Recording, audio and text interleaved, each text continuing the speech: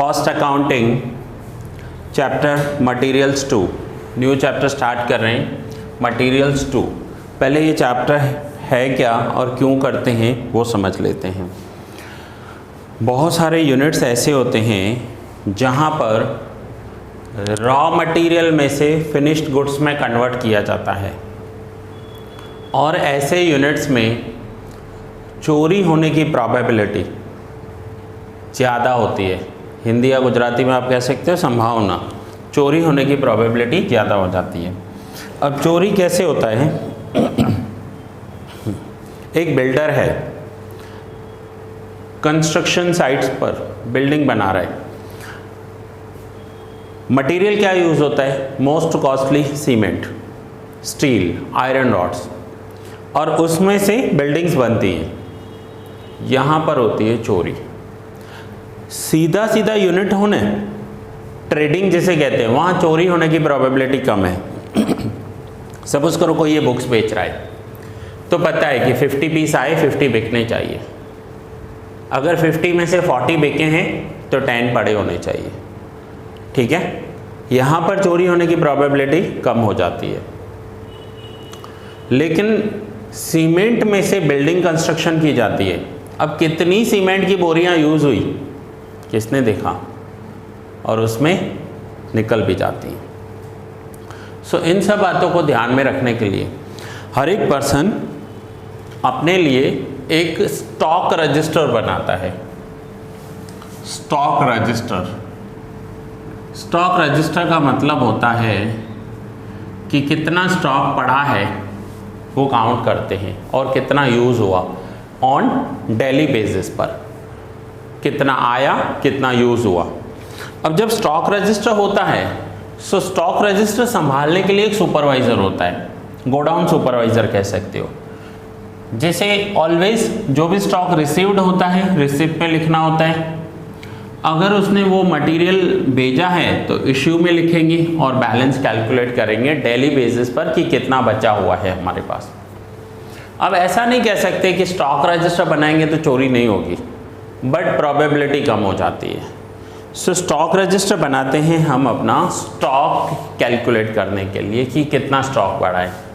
जो बड़े बड़े यूनिट्स होते हैं, जिनके मल्टीपल गोडाउन्स होते हैं, मल्टीपल स्टोर्स होते हैं पूरी कंट्री में, एग्जांपल ले लो, डी मार्ट है, या और भी ऐसे बहुत सारे हैं जिनके बहुत सारा स्टॉक पड़ा होता है, तो वो स्टॉक रजिस्टर बनाते हैं। स्टॉक रजिस्टर बनाने से ये पता चलता है कि कौन सा स्टॉक कब आया, कब गया, और क्वांटिटी कितनी पड़ी है, इसे कहते हैं स्टॉक रजिस्टर। अब मटेरियल्स 2 जो चैप्टर है, इसमें पूरे में हम स्टॉक रजिस्टर बनाना सीखेंगे कि स्टॉक रजिस्टर मीन्स स्टॉक में कितने गुड्स पड़े हैं।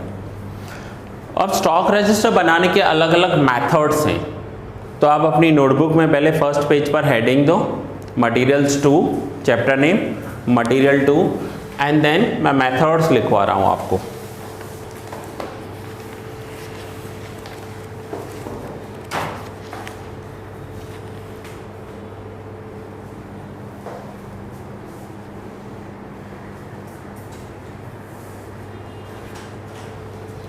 Material 2 methods.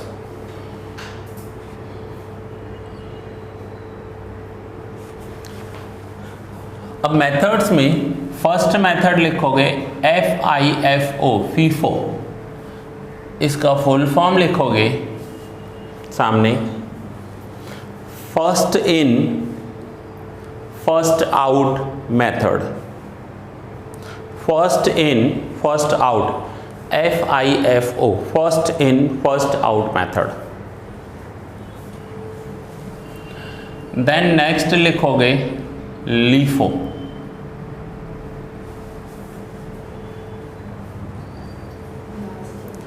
Last in first out method, last in first out.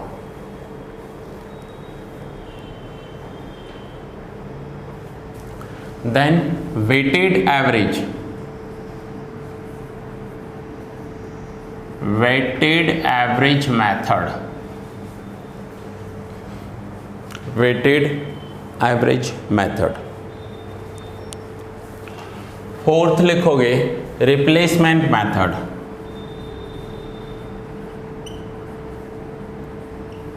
Replacement method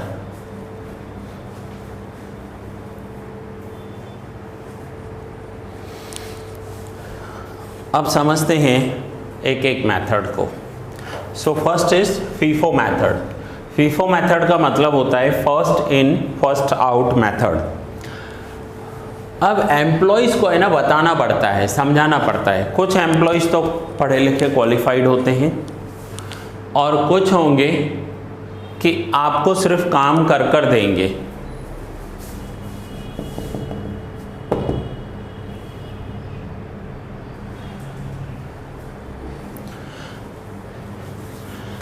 अब फीफो मेथड में क्या करना है, first in first out. Suppose करो ये एक गोडाउन है, ठीक है, इसमें कल 10 पार्सल आए थे तो अंदर की साइड रखे गए, ठीक है, कल मॉर्निंग में 10 पार्सल आए।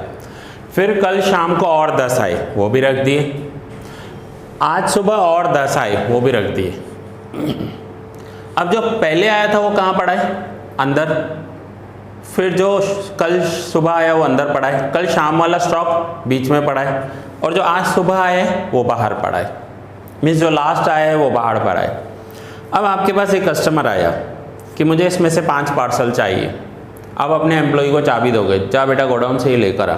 वो क्या करेगा, गोडाउन खोलेगा, पहले जो पड़े ना वो निकाल लेगा, अंदर नहीं जाएगा निकालने। वो कौन से निकालेगा, पहले।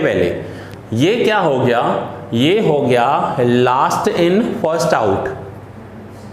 इसे क्या कहेंगे, लास्ट इन फर्स्ट आउट। फिर से कल मॉर्निंग में 10 पार्सल आए, अंदर रख दिए। कल शाम को 10 पार्सल आए, वो बीच में रख दिए। आज सुबह 10 पार्सल आए, वो बाहर रख दिए। गोडाउन फुल हो गया। अब एम्प्लॉय को बोला जा 5 पार्सल लेकर आ ग्राहक को देने, तो क्या करेगा, जो लास्ट में रखे ना उनमें से 5 निकाल देगा। तो उसे हम कहेंगे लास्ट इन फर्स्ट आउट। और दूसरा होता है first in first out. First in first out में क्या होगा, जो पहले आया है ना उसे पहले बेचेंगे। इट मीन्स जो फर्स्ट इन हुआ है उसे फर्स्ट आउट करना पड़ेगा। कुछ बिजनेसेस ऐसे होते हैं जिसमें first in first out compulsory होता है, अगर नहीं किया तो लॉस हो जाएगा। जैसे फ्रूट्स, वेजिटेबल्स, क्या होगा उसमें, कल भी फ्रूट्स आए, वेजिटेबल्स आए, आज भी आए, तो देखो वो क्या करेगा, आज वाला 2 दिन रख सकते हैं, लेकिन कल वाला तो आज ख़राब हो जाएगा, तो आज बेच ही देना पड़ेगा। सो उसमें कंपल्सरी फीफो मेथड ही करना पड़ेगा, नहीं तो हमेशा ऐसा होगा। चलो लास्ट लीफो को समझते हैं। लास्ट वाले चले गए, फिर 5 का कस्टमर और आया, फिर लास्ट गया, फिर आया, फिर गया, ऐसे last in first out, last in first out होता रहेगा। तो जो पहले वाला माल पड़ा है वो तो ख़राब हो जाएगा। तो फूड प्रोडक्ट्स, डेयरी प्रोडक्ट्स, हमेशा उसमें फीफो मेथड करना होता है। आप मिल्क लेने जाओ, उसके पास आज सुबह भी सप्लाई आया है 5 बजे, उसके पास कल सुबह भी सप्लाई आया था 5 बजे, लेकिन कल सुबह जो 5 बजे सप्लाई आया था उसमें से उसके पास 10 लीटर मिल्क पड़ा है, और आज सुबह 100 लीटर और आया है। देखो वो है ना, आज वाला 100 लीटर अलग करके रखेगा, पहले कल वाला 10 लीटर बेचेगा जो बचा हुआ पड़ा है, फिर आज वाला स्टॉक बेचेगा। That is called FIFO method. पहले कल वाला बेचेगा, फर्स्ट इन फर्स्ट आउट, आज वाला बाद में बेचेगा, क्योंकि आज वाला पहले बेच दिया, आज वाला तो बिक जाएगा 100 लीटर, लेकिन कल वाला 10 लीटर पड़ा था वो ख़राब हो जाएगा। So dairy products, food products, bread, ice cream, even जिनमें एक्सपायरी डेट आती है, आप ब्रेड लेने जाओ, उसके पास आज की सप्लाई भी है, उसमें 4 दिन की डेट है, और उसके पास पहले का सप्लाई पड़ा है जिसमें 2 दिन का एक्सपायरी डेट है।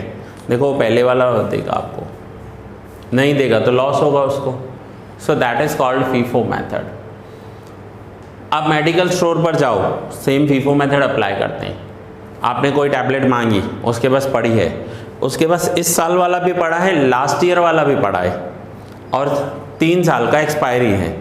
अभी इस साल वाले में 3 साल की एक्सपायरी है, बट जो लास्ट ईयर आया था स्टॉक उसके पास, उसमें से तो 1 साल निकल चुका, बाकी 2 साल पड़े, तो देखो लास्ट ईयर वाला आपको पहले देगा। हाँ हाँ, पहले वाला जल्दी निकालेगा, क्योंकि लीफो मेथड से निकालते जाएगा तो जो पहले वाला स्टॉक पड़ा है वो तो उसका एक्सपायर हो जाएगा, तो वो फीफो मेथड से निकालेगा। ठीक है, so FIFO and LIFO method clear हुए, first in first out, last in first out. अब हम weighted average and replacement method बाद में समझेंगे जब हम इसके सम्स करेंगे। आज हम फीफो मेथड का सम स्टार्ट करते हैं और समझते हैं कि फीफो मेथड कैसे होगा। One of the most easiest chapter है, देखने में से लग रहा है कि इतना बड़ा टेबल बनाया है, one of the most easiest है, थोड़ा सा ध्यान देना होगा। क्वेश्चन नंबर फर्स्ट स्टार्ट करते हैं, प्रैक्टिकल में क्वेश्चन नंबर फर्स्ट।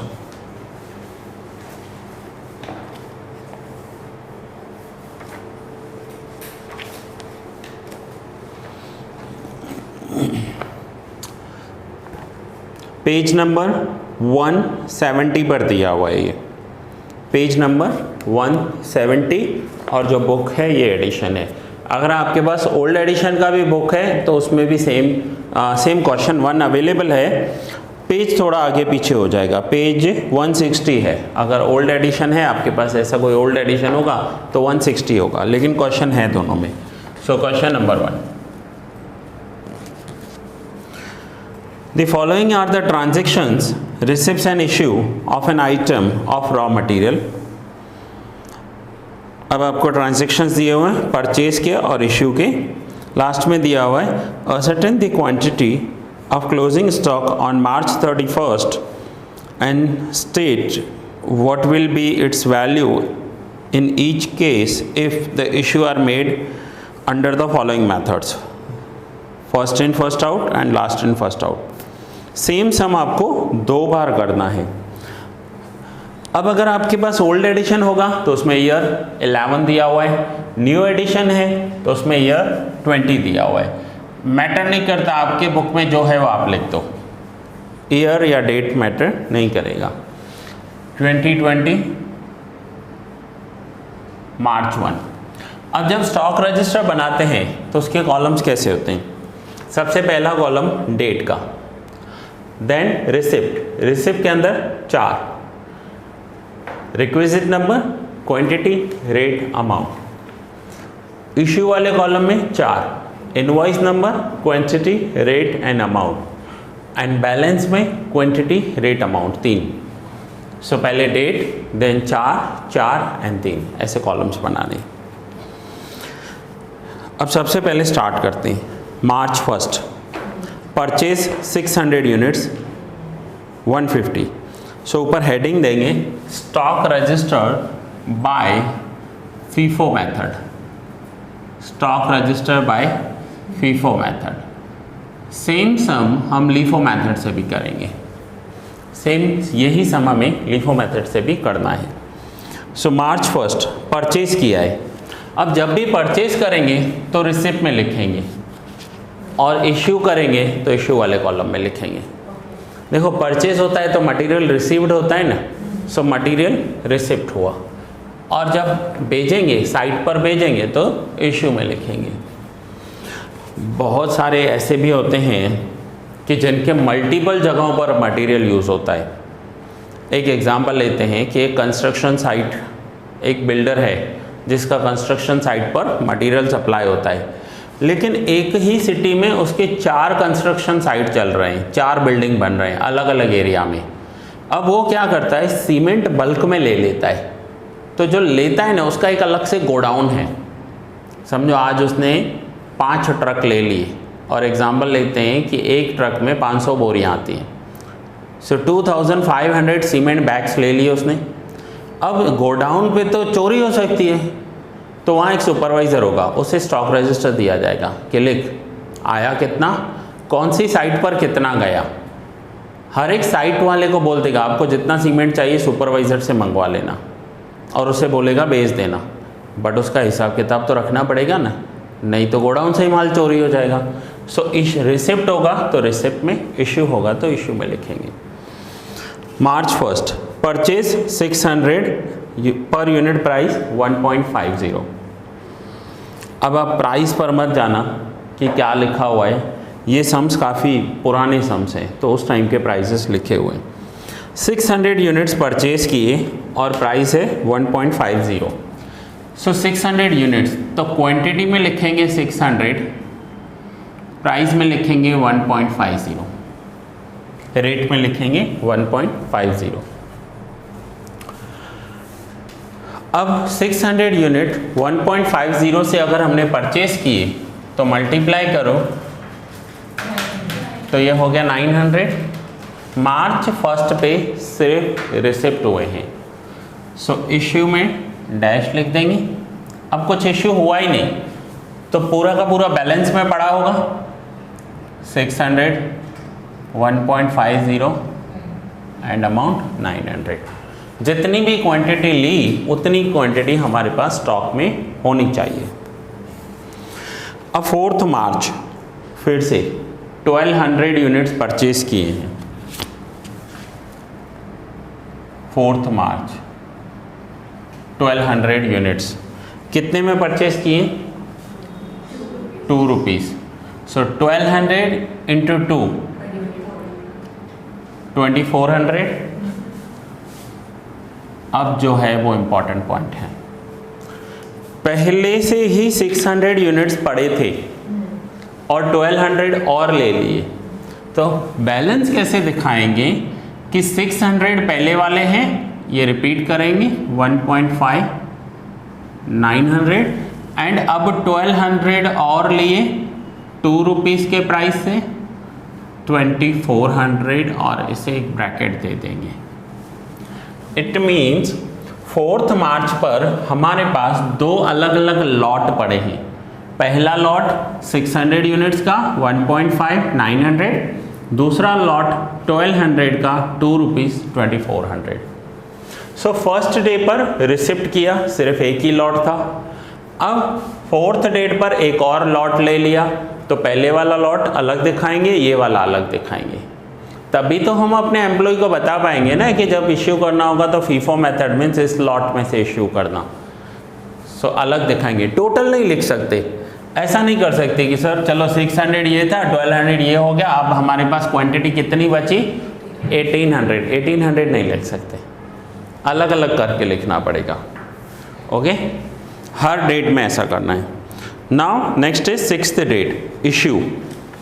कितना यूनिट इश्यू किया है? 1000। अब एक बात का ध्यान रखना हमेशा, देखो इसमें भी दिया हुआ है, जब भी इश्यू होगा ना प्राइस नहीं दिया हुआ है, इश्यू में प्राइस नहीं दिया हुआ है। कौन सी डेट को इश्यू किया है? 6, तो यहाँ पर लिखूंगा 6। अब 6 में इश्यू है तो रिसिप्ट में डैश आएगा, इनवॉइस नंबर भी नहीं दिया हुआ है। अब 1000 यूनिट्स इश्यू करने हैं, हमारे पास 2 लॉट पड़े हैं, एक 600 का और दूसरा 1200 का, और मेथड है फीफो मेथड। इट मीन्स जो पहले आया है उसे पहले निकालना है। तो इन दोनों में से पहले वाला लॉट कौन सा है? 600, तो यहाँ पर लिखेंगे 600, पहले वाला लॉट पहले निकालेंगे और उसी का ही जो रेट होगा, जो प्राइस होगा वो यहाँ पर लिख देंगे 600 1.5 900। अब हमारे पास एक इश्यू आया है, इश्यू ऑर्डर आया है या कस्टमर आया है 1000 यूनिट्स का, फीफो मेथड है, जो पहले आया उसे पहले दे दो। तो पहले 600 आया, 600 दे दिया। अब इसको देना कितना है टोटल? 1000। तो 1000 में से 600 तो इस लॉट में से दे दिया, फर्स्ट वाले में से, तो इसको 1000 में से 600 दे दिया, तो बाकी कितना देना है? 400। और वो 400 वाला कौन से प्राइस का था? 2 रुपीज़ का। सो 400 इंटू 2 800। अब ये लॉट हमने दे दिया, तो अब बैलेंस क्या बचा? तो बैलेंस में क्या करेंगे, 600 तो पूरा ही चला गया फीफो मेथड, 1200 में से 400 यूनिट्स चले गए, तो बाकी बचा कितना? 800। कौन सी प्राइस वाला है? 2 रुपीज़। 8 इंटू 2 1600। ठीक है, सो फिर से एक बार रिवाइज कर लेते हैं। फर्स्ट डेट को 600 यूनिट्स आए, लिख दिया। 4th डेट को 1200 यूनिट्स आए, वो अलग से लिखे 600 एंड 1200। अब ये हो गया 4th का स्टॉक। अब सिक्स्थ डेट को 1000 देने, 1000 में प्राइस नहीं दिया हुआ है, आपको फीफो मेथड लेना है, जो पहले आया उसे पहले बेच दो, first in first out. Total 1000 देना है तो 600 देंगे फर्स्ट वाले एंड 400 सेकंड में से देना पड़ेगा, क्योंकि 1000 में से 6 दे दिए तो बाकी 400 देने पड़ेंगे। अब बैलेंस को समझिए तो 600 में से 600 सेल हो गए, 0 बचा, 0 नहीं लिखने की कोई ज़रूरत नहीं। 1200 में से 400 यूनिट्स बिक गए तो बाकी कितना बचा, 800 units. That is called FIFO method.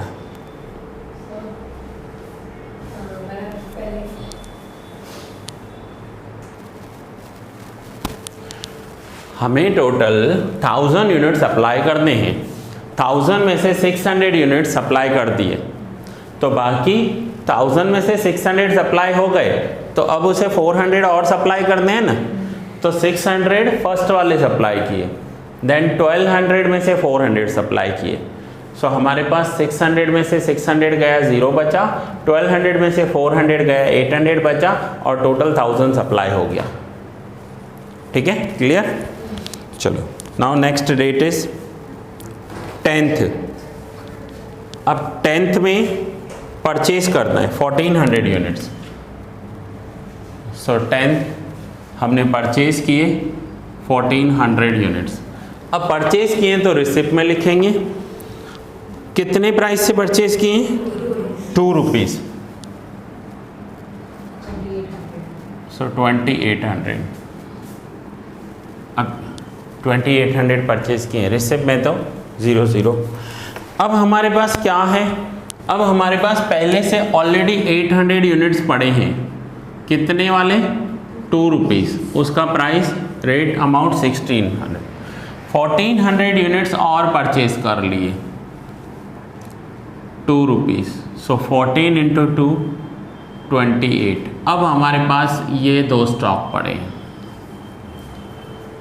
अब यहाँ पर भी आप ऐसा बोलोगे सर प्राइस 2 रुपीज़ है, मिक्स कर देते हैं, 1400 12 800 नहीं करेंगे क्योंकि ये वाला पहले बेचना है ना, हमें ख़राब हो जाएगा, सो इसे पहले निकालना पड़ेगा। ठीक है, अब कितने यूनिट सप्लाई करने हैं देखो, नेक्स्ट डेट कौन सा है, 15th मार्च। नाउ 15th मार्च में इशू करना है 1600 यूनिट्स। अब टोटल 1600 यूनिट्स इशू करना है तो एज पर फीफो मेथड हमारे पास 800 यूनिट्स पड़े हैं, उसका प्राइस है 2 रुपीज़, 1600। अब 1600 देने हैं, 800 दे दिए तो बाकी और कितने देने पड़ेंगे, 800, और वो जो 800 हैं वो इसमें से निकलेंगे तो उसका प्राइस कितना है, 2 रुपीज़, 1600। चलो ये सप्लाई हो गया। 800 में से 800 गए, 0 बचा, 14 में से 8 गए, 600, 2 रुपीज़, 1200।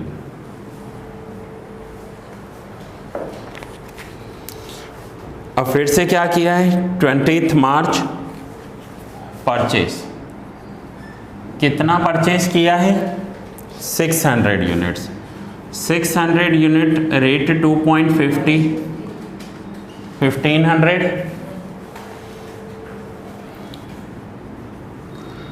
अब बैलेंस कितना बचा, तो बैलेंस जो पहले से पड़ा है वो एक बार लिखेंगे, 600, 2 रुपीज़, 1200 एंड 600 यूनिट्स और परचेज किए, 250, 1500।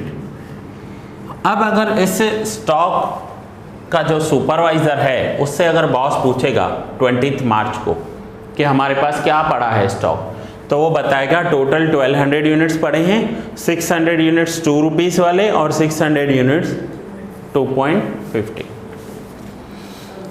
अब फिर से लास्ट क्या किया है, इशू किया है, कितने यूनिट्स, 200, कौन सी डेट को, 23, तो 23 को इशू किया है 200 यूनिट्स।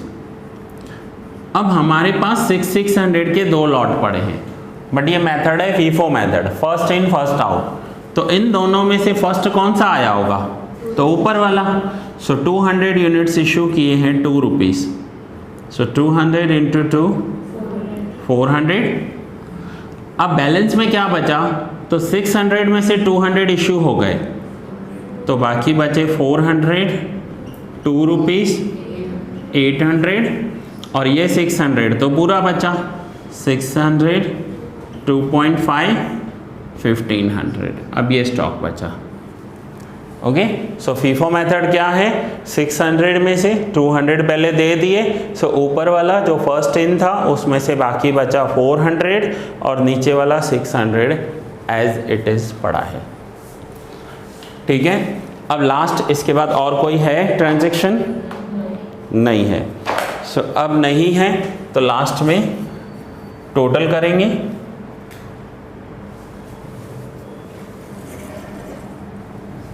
टोटल में देखो क्या है कि बैलेंस देखो 400 प्लस 600, ये जो बैलेंस वाला कॉलम है इसमें लास्ट डेट पर क्या पड़ा, 400 एंड 600 1000, रेट का टोटल नहीं होता है।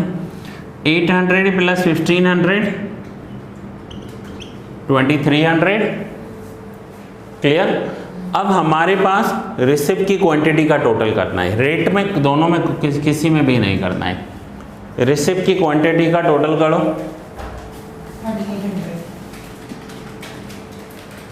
रिसिप्ट की क्वांटिटी 3800, चलिए 3800।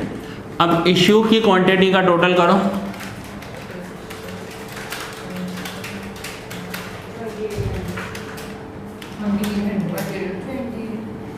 अब देखो 3800 एंड 2800। अब ध्यान देना, रिसिप्ट की क्वांटिटी 3800, इश्यू की क्वांटिटी 28, 38 माइनस 28 1000 बैलेंस बचा ना हमारे पास। और बट बैलेंस में पूरा टोटल मत कर लेना, सिर्फ ये लास्ट वाला स्टॉक का टोटल करेंगे। ठीक है, नाउ अमाउंट में तो रिसिप्ट के अमाउंट का टोटल करो।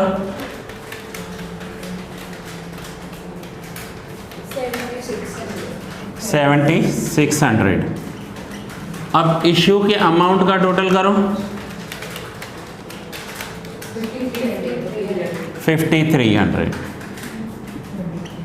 नाउ 7600 माइनस 5300, तो देखो जो बैलेंस है वो बचा 2300। ये हमारा टैली हो जाना चाहिए। देखो आंसर में है एज पर FIFO method 1000 units and value is 2300। तो ये आज फर्स्ट सम था फीफो मेथड से। अब यही क्वेश्चन आपको लीफो मेथड से भी सॉल्व करना है। मैं बता दूं one of the most easiest chapter है, थोड़ा सा ध्यान देना है। फॉर्मेट बड़ा है बट इजीएस्ट है। ठीक है, सो ये लेक्चर आज यहीं कंप्लीट कर रहा हूँ। नेक्स्ट लेक्चर में मैं आपको लीफो मेथड से सम सॉल्व करना सिखाऊंगा।